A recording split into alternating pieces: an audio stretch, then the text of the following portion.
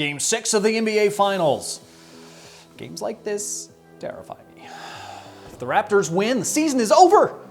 Over. And if the season is over, you know what that means? It means we have absolutely nothing to do until football season. But before we go through contemplating terrifying prospects like that, a very important message from our sponsor. Catch this and every game at Buffalo Wild Wings. Wings, beer, sports. What, you think I'm gonna watch regular season baseball? The professional world of standing around and doing nothing? In June? No, absolutely not. Regular season baseball? And I'm not watching Women's World Cup either.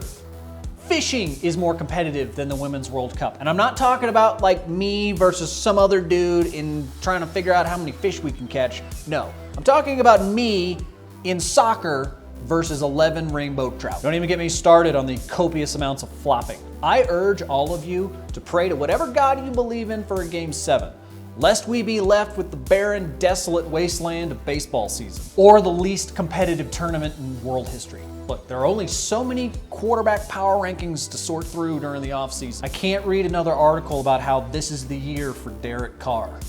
Freaking Raiders blogs, man. The NBA Finals have been a compelling Shakespearean tragedy. From the emotional tug-of-war that Kevin Durant's Achilles has put us all through, to the rousing post-game speeches that Kawhi Leonard has presented to us. Basketball, it's not losing games or, missing shots.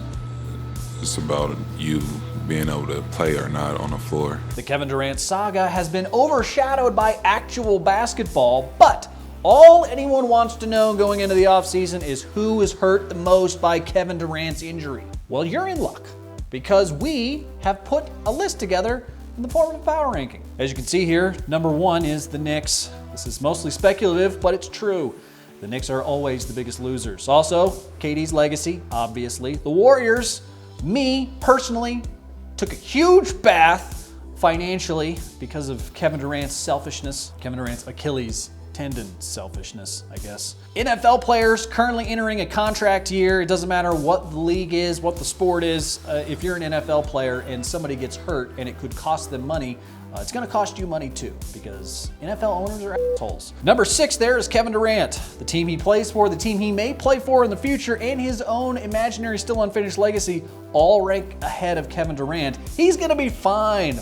You know, he's got the injury, but he also has millions and millions of dollars. So who really cares if he got hurt? He'll get over it, I promise. Number 7, sports medicine definitely took a pretty big hit on this one. It's not RG3 bad, but it's pretty bad. With no KD, the Warriors are screwed. Their 5 remaining future Hall of Famers on the roster aren't enough to defeat Kawhi Leonard, who is just one software update for making human basketball players totally obsolete. I take comfort in the fact that while Kawhi may be the best basketball robot ever created, he will never know what love is, because he's not a person, he's a robot. The Raptors have had firm control over this series throughout, but can the Splash Brothers reincarnated plus the donkey from Shrek send this series back to Canada? The three-peat is at stake, but perhaps even more important, American pride is at stake. Well, American pride and the prospect of watching an embarrassed Drake crumble courtside as his beloved Raptors choke again. All while sustaining a metaphorical Draymond Green donkey punch, that's right in the testicles, on national television. I love wings. We gotta get some things out of the way here first. You gotta know how to eat chicken wings. And you don't go boneless. I know some of you people out there like the boneless wings. You can have boneless, you just can't have my respect.